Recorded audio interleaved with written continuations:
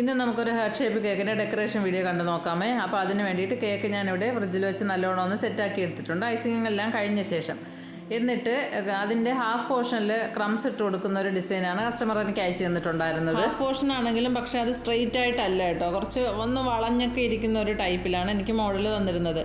അപ്പോൾ ഞാൻ വിചാരിച്ചു എന്നാൽ പിന്നെ അത് നമുക്ക് എന്തെങ്കിലും വെച്ച് മറച്ച് പിടിച്ചിട്ട് അവിടെ ക്രംസ് ഇട്ട് കൊടുക്കാൻ പറ്റുന്നതല്ല എങ്കിൽ പിന്നെ ഒരു ബട്ടർ പേപ്പർ ഞാൻ ഇങ്ങനെ വരച്ചിട്ട് അത് കട്ട് ചെയ്തിട്ട് കേക്കിൻ്റെ മുകളിൽ ഇട്ട് കൊടുത്തിട്ടുണ്ടായിരുന്നു. ബട്ടർ പേപ്പർ ആകുമ്പോൾ കുഴപ്പമില്ലല്ലോ, അതുകൊണ്ട് ഞാൻ പിന്നെ അങ്ങനെ ചെയ്തു. ഈ ഡിസൈൻ കണ്ടപ്പോൾ സത്യത്തിൽ ആദ്യം എനിക്കൊരു പിടുത്തം ഉണ്ടായിരുന്നില്ല ഇത് ഞാൻ എങ്ങനെയാണ് ആ ഭാഗത്ത് ചെയ്യുന്നതെന്ന്.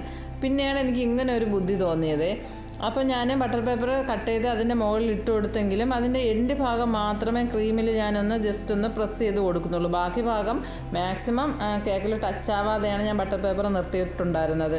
എങ്ങാനും എന്തെങ്കിലും ക്രീം പോയി കഴിഞ്ഞാൽ അതൊന്ന് ക്ലിയർ ചെയ്ത് കൊടുക്കാന്നുള്ള ഒരു ഉദ്ദേശത്തോടു കൂടി തന്നെയാണ് അങ്ങനെ ചെയ്തു കൊടുത്തത്. പക്ഷേ ഒരു സംഭവം എന്താണെന്ന് വെച്ചാൽ കേക്കിൻ്റെ ഫ്ലേവർ വന്നിട്ട് വൈറ്റ് ഫോറസ്റ്റ് ആയിരുന്നേ, പക്ഷേ ആ ഡിസൈനിൽ വന്നിട്ടുള്ള ക്രംസ് ഇടുന്ന ഭാഗം റെഡ് വെൽവെറ്റിൻ്റെ ക്രംസ് ആയിരുന്നു. പെട്ടെന്ന് തന്നെ ഞാൻ ഓർത്തു തലേദിവസം ചെയ്ത റെഡ് വെൽവെറ്റിൻ്റെ കുറച്ച് ക്രംസ് ഇതേപോലെ ബാലൻസ് ഉണ്ടായിരുന്നു. അപ്പോൾ അത് ഞാൻ ഫ്രിഡ്ജിനകത്ത് അടച്ച് സൂക്ഷിച്ച് വെച്ചിട്ടുണ്ടായിരുന്നേ. പിന്നെ അത്രയും ഭാഗം ക്ലിയർ ചെയ്തെടുക്കാൻ അത് മതിയാകുമെന്നൊരു ഡൗട്ട് ഉണ്ടായിരുന്നു. അപ്പോൾ എടുത്ത് നോക്കിയപ്പോൾ എനിക്ക് തോന്നി കുഴപ്പമില്ല അത് മതിയാവുമെന്ന്. അങ്ങനെ അത് പിന്നെ വെച്ചിട്ട് പിന്നെ കേക്ക് ബേക്ക് ചെയ്ത് ബാക്കിയെല്ലാം സെറ്റാക്കി എടുത്തിട്ട് ഇതേപോലെ അതൊന്ന് അരിച്ചിട്ട് കൊടുത്തു. അപ്പോൾ ഫ്രിഡ്ജിൽ വെച്ചത് കൊണ്ടായിരിക്കും നല്ല ഹാർഡായിട്ടുണ്ടായിരുന്നു. അപ്പോൾ അരിച്ച് വീണെങ്കിലും പിന്നീട് അങ്ങോട്ട് വീഴാൻ നല്ല ബുദ്ധിമുട്ടുണ്ടായിരുന്നു. പിന്നെ ഞാൻ കുറച്ചെടുത്ത് കൈ കൊണ്ട് കേക്കിൻ്റെ മുകളിലിട്ട് നോക്കിയപ്പോഴത്തേക്കും അരിച്ചിട്ടതും ഇതും തമ്മിൽ വലിയ വ്യത്യാസമൊന്നും തോന്നിയില്ല എനിക്ക്.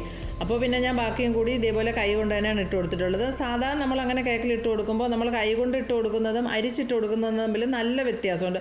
പക്ഷേ ഇതെനിക്കൊന്ന് ഫ്രിഡ്ജിലിരുന്നത് കൊണ്ടായിരിക്കാം വലിയ വ്യത്യാസമൊന്നും തോന്നിയില്ല. അതുകൊണ്ട് ഞാൻ ബാലൻസ് വന്നതെല്ലാം ഇതേപോലെ കൈ കൊണ്ട് തന്നെയാണ് സൈഡിൽ മുകളിൽ ഇട്ട് കൊടുത്തിരുന്നത്.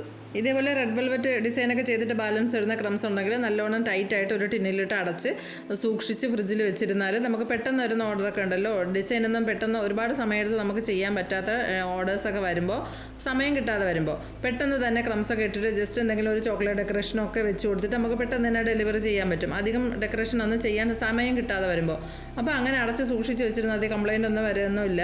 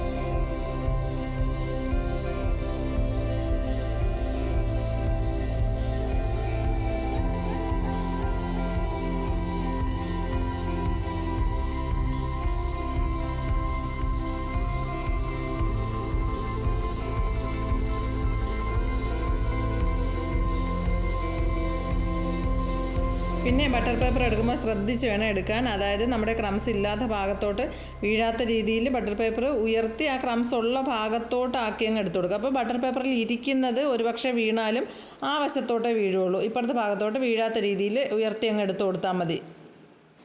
ഭാഗ്യത്തിന് അവിടുത്തെ ക്രീമിന് അധികം ഡാമേജ് ഒന്നും വന്നിട്ടുണ്ടായിരുന്നില്ല. ഞാൻ വിചാരിച്ചു അങ്ങനെ എന്തെങ്കിലും സംഭവിക്കുകയാണെങ്കിൽ പാലറ്റ് നൈഫ് കൊണ്ടുള്ള എന്തെങ്കിലും ഡിസൈനോ അല്ലെങ്കിൽ ഓയിൽ ബ്രഷ് കൊണ്ടുള്ള എന്തെങ്കിലും ഡിസൈനോ കൊടുത്തിട്ട് അവിടെ അങ്ങ് ക്ലിയർ ചെയ്ത് എടുക്കാമെന്ന് വിചാരിച്ചു. ആ എൻ്റെ ഭാഗം നല്ലോണം ശ്രദ്ധിച്ചേ ചെയ്യാൻ പറ്റുള്ളൂ. കാരണം ക്രംസ് എന്തെങ്കിലും പാലറ്റ് നൈഫിൽ ടച്ച് ആയാൽ അത് വെച്ച് തന്നെ നമ്മൾ അറിയാതെ ബാക്കി എല്ലാ ഭാഗവും അങ്ങ് സ്പ്രെഡ് ചെയ്ത് കൊടുക്കും. പിന്നെ നമ്മൾ ഇത്രയും നേരം കഷ്ടപ്പെട്ടത് വെറുതെ ആവും. പാലറ്റ് നൈഫ് ഒന്ന് നനച്ചു കൊടുത്തിട്ടാണ് ഞാൻ അവിടുത്തെ ക്രീം ഒന്ന് ക്ലിയർ ആക്കി എടുത്തിട്ടുള്ളത്.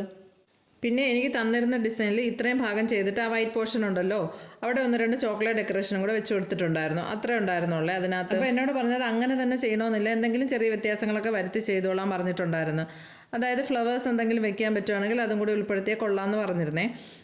അങ്ങനെ ഞാൻ പിന്നെ ആ ഒരു സൈഡ് ഫുള്ളായിട്ട് അങ്ങ് ഫ്ലവർ കൊടുത്തു. കുഞ്ഞു മക്കളൊക്കെ ഉള്ള വീടല്ലേ, അപ്പോൾ അവർക്ക് ഫ്ലവേഴ്സൊക്കെ ഭയങ്കര ഇഷ്ടമായിരിക്കും, അതൊക്കെ എടുത്ത് കഴിക്കാൻ. എനിക്ക് തോന്നിയിട്ടുള്ളൊരു കാര്യം, ഇതേപോലെ റെഡ് കളറിലെ ക്രംസ് കൊടുത്ത് ചെയ്യുന്ന കേക്ക് ഉണ്ടല്ലോ, അപ്പോൾ അതിൽ നമ്മൾ ഫ്ലവറോ ബാക്കി എന്തെങ്കിലും കാര്യങ്ങൾ കൊടുക്കുകയാണെങ്കിൽ ഒന്നുകിൽ വൈറ്റ് ക്രീമിലെ ഡിസൈൻ കൊടുക്കുക, അല്ലെങ്കിൽ വൈറ്റ് ക്രീമിൽ തന്നെ ചെയ്തിട്ട് ഇതേപോലെ റെഡ് കളർ പൗഡർ ഉണ്ടല്ലോ അതൊന്ന് സ്പ്രേ ചെയ്ത് കൊടുത്താലും മതി. കാരണം ഈ ക്രംസിൽ കിട്ടിയിട്ടുള്ള റെഡ് കളർ ഉണ്ടല്ലോ, അതേ കളർ കിട്ടാൻ വേണ്ടിയിട്ട് ക്രീമിൽ നമ്മൾ എങ്ങനെയൊക്കെ കളർ മിക്സ് ചെയ്തെടുത്താലും അതേ കളർ കിട്ടണമെന്നില്ല. അങ്ങനെ വരുമ്പോൾ ക്രംസ് ഇട്ട ശേഷം റെഡ് കളർ ക്രീം മിക്സ് ചെയ്തിട്ടുള്ള ഒരു ഡിസൈനും കൂടി നമ്മൾ കേക്കിൻ്റെ ടോപ്പ് ഭാഗത്ത് കൊടുത്തു കഴിഞ്ഞാൽ ആ രണ്ട് കളറും തമ്മിലുള്ള ഡിഫറൻസ് നമുക്ക് നല്ല രീതിയിൽ അത് ഫീൽ ചെയ്യും. അത് കേക്കിൻ്റെ ഭംഗിയെ നല്ല രീതിയിൽ ബാധിക്കുമെന്നാണ് എനിക്ക് തോന്നിയിട്ടുള്ളത്. അതുകൊണ്ട് വൈറ്റ് ഫ്ലവർ കൊടുത്തിട്ട് റെഡ് കളർ സ്പ്രേ ചെയ്യുകയാണ് ചെയ്തിട്ടുണ്ടായിരുന്നത്. പിന്നെ ഈ ക്രംസിൽ ടച്ചായിട്ടുള്ള ഫ്ലവറൊക്കെ അവിടെ ഇരിക്കാൻ നല്ല ബുദ്ധിമുട്ടായിരിക്കും. അങ്ങനെ വരുമ്പോൾ നമ്മളൊരു ടൂത്ത് പിക്ക് എടുത്തിട്ട് അത് ഫ്ലവറിൻ്റെ ഉള്ളിലേക്ക് അങ്ങ് ഇറക്കി അങ്ങ് വെച്ച് കൊടുത്താൽ മതി. അത് അവിടെ തന്നെ ഇരുന്നോളും, നീങ്ങിപ്പോവുകയൊന്നുമില്ല.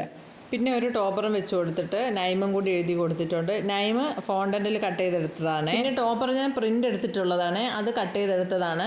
ഇത് എടുക്കുന്നത് എങ്ങനെയാണെന്ന് വെച്ചാൽ നമ്മൾ പിൻട്രസ്റ്റിൽ നിന്ന് നമുക്ക് ആവശ്യമുള്ള ഫോട്ടോസ് എല്ലാം ഡൗൺലോഡ് ചെയ്തെടുത്തിട്ട് നമുക്ക് സ്റ്റുഡിയോയിൽ പറഞ്ഞാൽ മതി. അവരത് ഒരു ഷീറ്റിനകത്ത് നമുക്ക് ആവശ്യമുള്ള ഫോട്ടോസ് എല്ലാം ഉൾപ്പെടുത്തിക്കൊണ്ടുള്ള ഒരു പ്രിൻ്റ് എടുത്ത് തരും. അപ്പോൾ നമുക്ക് ആവശ്യമായിട്ടുള്ള ഏത് സൈസിലുള്ള ഫോട്ടോസ് നമുക്ക് അതിനകത്ത് ഉൾപ്പെടുത്താം.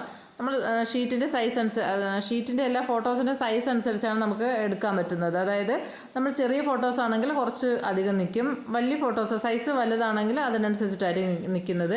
A4 സൈസ് ഷീറ്റിലാണ് എടുക്കുന്നത്. ഇപ്പോൾ എൻ്റെ കയ്യിലിരിക്കുന്നതെല്ലാം ഞാൻ കട്ട് ചെയ്ത് വെച്ചേക്കുന്നതാണ്. അതുകൊണ്ട് ഞാൻ ഇനി എടുക്കുമ്പോൾ ഞാൻ ഷീറ്റായിട്ട് ഫുള്ളായിട്ടുള്ളത് കാണിച്ചു തരാമേ. സത്യത്തിൽ ഇപ്പോൾ കാണുമ്പോൾ എനിക്ക് ചിരി വരുന്നുണ്ട്. ഞാൻ അപ്പോൾ എന്തൊക്കെയാണ് കാണിച്ചതെന്ന്. ആദ്യം ഞാൻ ടോപ്പർ വയ്ക്കാമെന്ന് വിചാരിച്ചു, എന്നിട്ട് പിന്നെ അത് മാറ്റി നൈം വെച്ച് കൊടുത്തിട്ട് ടോപ്പർ വയ്ക്കാമെന്ന് വെച്ചു. കാരണം അന്ന് ഈ ഒരു ഓർഡർ മാത്രമേ എനിക്കുണ്ടായിരുന്നുള്ളേ. അപ്പോൾ ഞാൻ കുറച്ച് സമയം എടുത്തിട്ടാണ് ഇത് ചെയ്തത്. കാരണം ഫോട്ടോ കണ്ടപ്പോൾ തന്നെ എനിക്ക് തോന്നി അത്യാവശ്യം നീറ്റാക്കി തന്നെ ഇത് ചെയ്യണമെന്ന്. അതുകൊണ്ട് ഞാൻ കുറച്ച് നേരം അധികം സമയം എടുത്തിട്ട് തന്നെയാണ് ഇത് ചെയ്തിട്ടുണ്ടായിരുന്നത്. സമാധാനത്തിൽ നിന്നിട്ടൊക്കെയാണ് ചെയ്തത്.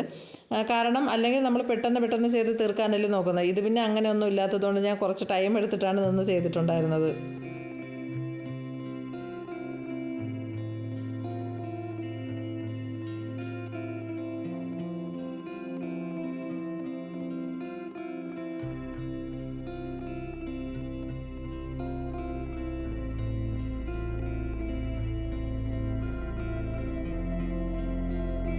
പിന്നെ ചോക്ലേറ്റ് ഡെക്കറേഷൻസ് എപ്പോൾ ചെയ്താലും കുറച്ച് കൂടുതൽ ചെയ്ത് വെക്കാറുണ്ട്, പെട്ടെന്ന് വരുന്ന കേക്കിനെല്ലാം വെച്ച് കൊടുക്കാൻ വേണ്ടിയിട്ട്.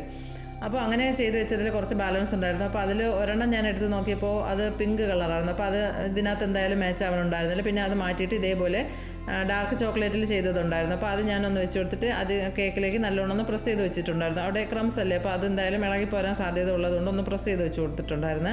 പിന്നെ ഇങ്ങനെ ഇത് കൊടുത്തു കഴിഞ്ഞാൽ ചോക്ലേറ്റ് ഡെക്കറേഷൻ വെച്ച് കഴിഞ്ഞാൽ എനിക്ക് എന്തായാലും ഒന്നെങ്കിൽ ഗ്ലിറ്റർ അല്ലെങ്കിൽ ഗോൾഡൻ ഡസ്റ്റ് ഉണ്ടല്ലോ, അതൊന്ന് ബ്രഷ് ചെയ്ത് കൊടുത്തില്ലെങ്കിൽ എന്തോ പോലെയാണ്. അപ്പോൾ അതെന്തായാലും ഞാൻ നിർബന്ധമായിട്ടും എല്ലാത്തിലും കൊടുക്കാറുണ്ട്. അപ്പോൾ ഇതിലും അതേപോലെ ഒന്ന് ഡസ്റ്റ് അല്ല ഗ്ലിറ്ററാണ് ഞാനൊന്ന് ബ്രഷ് ചെയ്ത് കൊടുത്തിട്ടുണ്ടായിരുന്നു. പിന്നെ കുറച്ച് ഷുഗർ ബോൾസും ഇട്ടൊന്ന് ഡെക്കറേറ്റ് ചെയ്ത് എടുത്തിട്ടുണ്ട്.